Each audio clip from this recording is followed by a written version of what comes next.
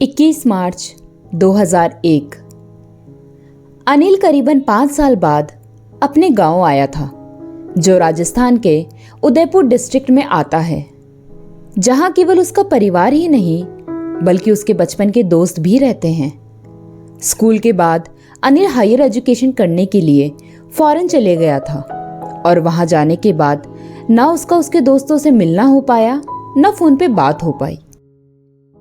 5 साल बाद जब अनिल अपने गांव लौटा तो उसने उसके दोस्तों के साथ मिलने का प्लान बनाया। एक रात अनिल के एक फ्रेंड सुभाष के घर की छत पे अनिल के सारे दोस्तों ने मिलके अनिल के लौट आने की खुशी में एक पार्टी रखी थी। सब लोग अनिल से मिलके बहुत खुश हुए। ये पार्टी रात के करीबन 2 बजे तक चलती है। अनिल शराब का आखिरी घुट पीता है और ग्लास नीचे रख के अपनी घड़ी में टाइम देखता है। इस वक्त 1:55 हो रहा है और अनिल अपने दोस्तों से कहता है, यार चलो अब मैं निकलता हूँ, काफी लेट हो गया है। सुरेश अनिल को रोकते हुए उससे कहता है, अरे अनिल यार यहीं रुक जाना, सुबह चले जाना।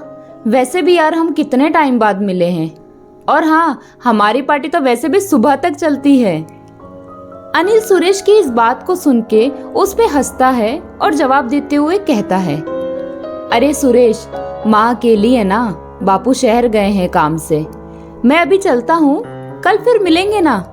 और वैसे भी मैं जब तक यहाँ हूँ हर रात पार्टी तो होनी ही होनी है, चलो अब मैं चलता हूँ। अनिल की ये बात सुन के सुरेश और उसके बाकी सारे दोस्त हंसने लग जाते हैं और सब अनिल को गले लगा के उसे अलविदा कर देते हैं। अनिल अपने दोस्त के घर से निकल के पैदल पैदल अपने घर की ओर जा रहा था। दरअसल सुरेश और अनिल के घर का फासला केवल 3 किलोमीटर का था और आज अनिल की बाइक उसके बापू लेके चले गए थे। इसीलिए वो पार्टी में जाते समय तो सुरेश के साथ बाइक पे चले गया था, पर आते वक्त उसने सुरेश या बाकी दोस्तों को परेशान करना सही नहीं समझा, इसीलिए वो वहां से पैदल ही निकल आया। सुनसान सड़क, हवाएं भी काफी तेज चल रही थी।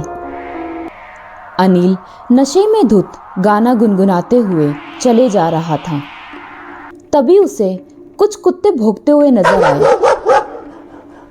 उन कुत्तों को देख के ऐसा लग रहा था जैसे वो किसी को देख के भौंक रहे हैं, पर उस सुनसान सड़क पे अनिल के सिवा और कोई नजर नहीं आ रहा था।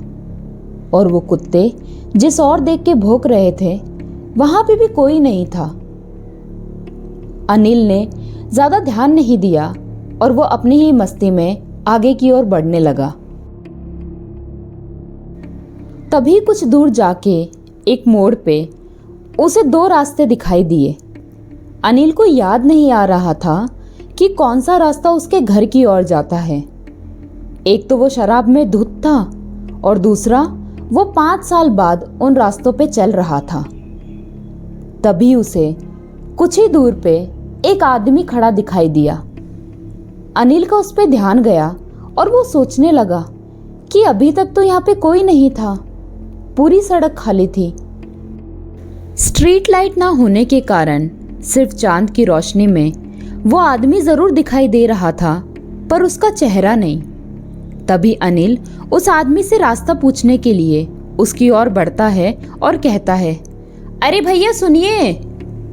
इतना बोल के जैसे जैसे अनिल उस आदमी के पास जा रहा था, वो आदमी गायब होके कभी सड़क के किनारे बैठा नजर आ रहा था तो कभी सड़क के किनारे कहीं दूर खड़ा नजर आ रहा था। ये देख के अनिल का सर चकराने लग जाता है।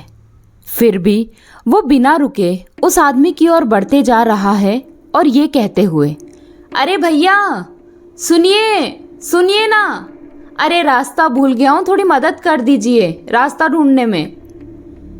ये बोलते हुए अनिल उस आदमी के करीब जाते जा रहा था। अभी भी अनिल को उस आदमी का शरीर जरूर दिखाई दे रहा था, पर उसका चेहरा नहीं। अनिल एक बार फिर थोड़ी दूर से ही उस आदमी को फिर से आवाज लगाते हुए कहता है, अरे भाई जी क्या आप बता सकते हो मोहन टेलर की दुकान किस ओर है? दरअसल मेरा घर उसके बाजू में ही है, वो क्या है ना, 5 साल बाद गांव आया हूं ना, इसलिए रास्ता भटक गया हूं। इतना बोलते ही उस आदमी का जवाब आता है, चलो मेरे पीछे, मैं उसी तरफ जा रहा हूं।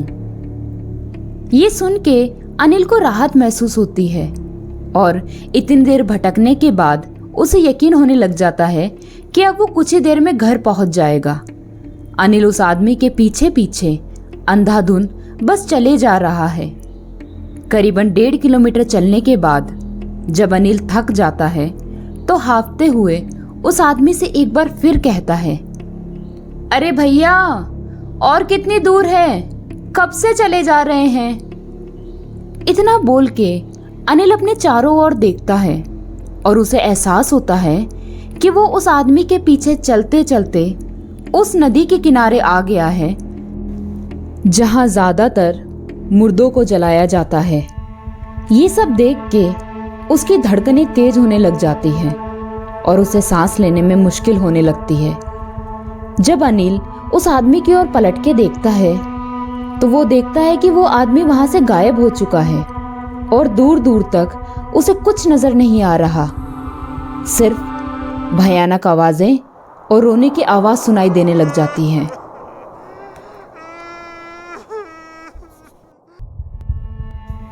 अनिल किसी तरह अपने आप को संभालते हुए पलटता है और शमशान घाट के दूसरी ओर भागने लग जाता है।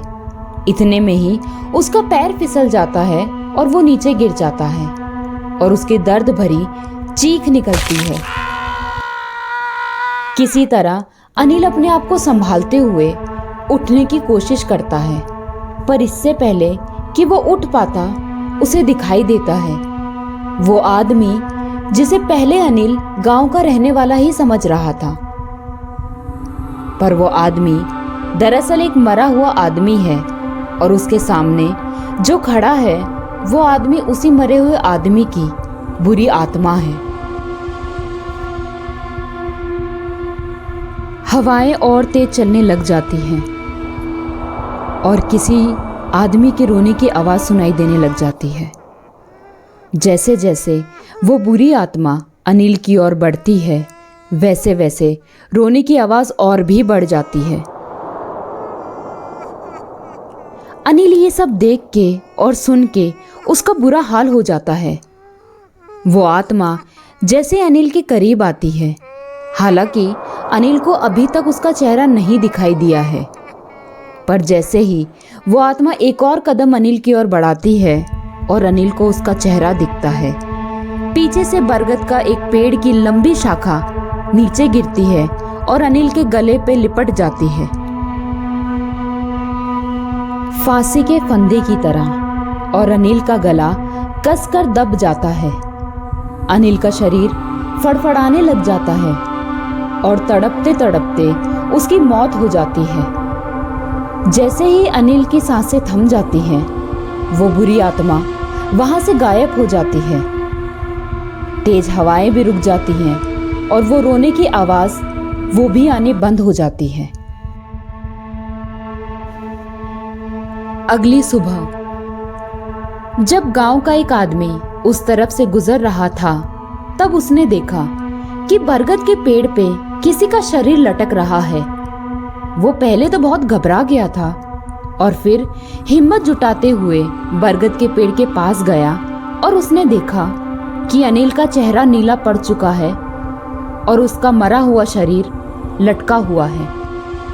अनिल का चेहरा देख के उस गांव के आदमी का चेहरे के हाव भाव बदल जाते हैं, जैसे कि उसे पता हो वो कौन है जिसने अनिल को मारा। वो गांव का आदमी गहरी सांस लेता है और अपने आप से कहता है, ये जरूर उसी ने किया होगा। और इतना बोल के वो डरते हुए वहां से भाग जाता है और गांव में जाके अनिल के घर वाले और उसके दोस्तों को उसकी मौत की खबर बताता है। अनिल को किसी बुरी आत्मा ने मारा, और क्यों अनिल को ही मारा? वो आदमी, वो बुरी आत्मा आखिर कौन है? अगर आप सभी ये जानना चाहते हैं तो मुझे कमेंट करके ज़रूर बताइए। मैं इस कहानी का सेकंड पार्ट आपसे ज़रूर शेयर करना चाहूँगी, जहां आपको उस आदमी और उसके मौत के पीछे का दिल दहलाने वाला राज पता चलेगा। Thank you.